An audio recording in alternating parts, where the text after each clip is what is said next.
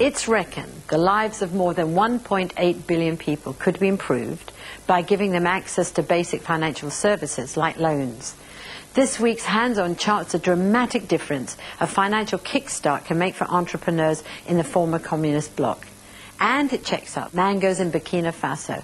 Who would have thought this delicious fruit would end up in British supermarkets?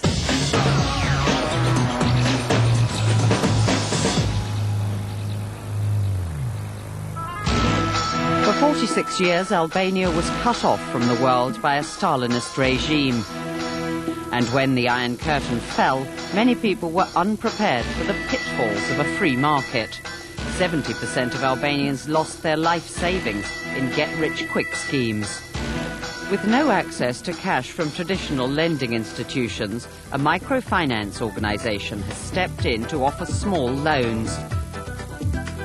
State-of-the-art technology helps more people raise money, and opportunity is knocking for over 2,000 business-minded Albanians.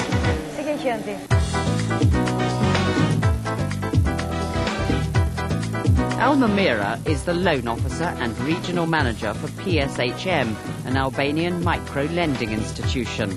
It's an affiliate of Opportunity International and specializes in providing small loans to the poor in 25 countries.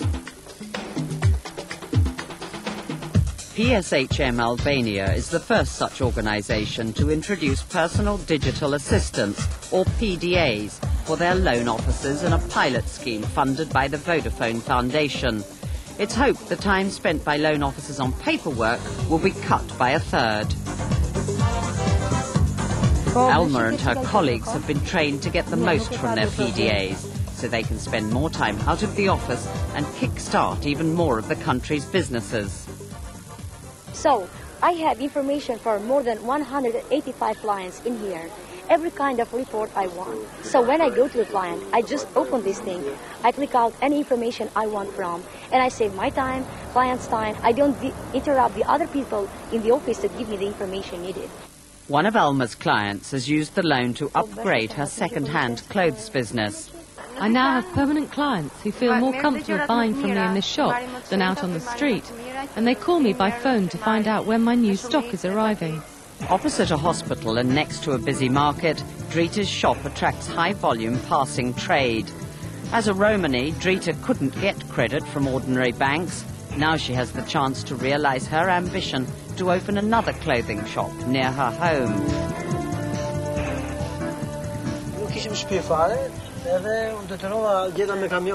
I used to live in this small workers' hut which I bought for $800 to live in with my wife.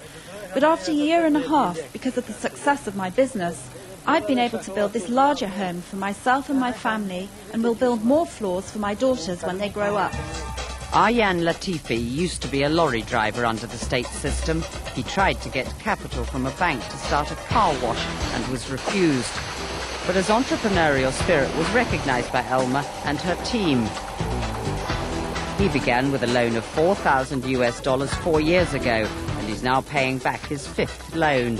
He's invested his profits from the car wash in another business, a cafe where customers can relax with a coffee while he cleans their cars. Elma takes us to another of her clients, Sania Braholi. She worked in an ice cream factory before going it alone. Sania had lost all her savings in an investment scam. Refusing to be beaten, she approached PHSM for a loan. And 3 years and 3 loans later, she has 2 shop fronts, one for seaside trade, one for roadside customers, where she also sells homemade cakes. The success I've had with my ice cream business has enabled me to finance building a 20-room hotel above my shop. The use of PDA technology for managing microcredit brings benefit for both administrators and their clients. I think really this is one of the big opportunities that microfinance has in terms of leveraging technology like this to be able to serve more clients more efficiently in ways that would otherwise they'd never be able to get a chance to have a small loan and have a chance of working their way out of poverty. So I think this is it's a really powerful tool.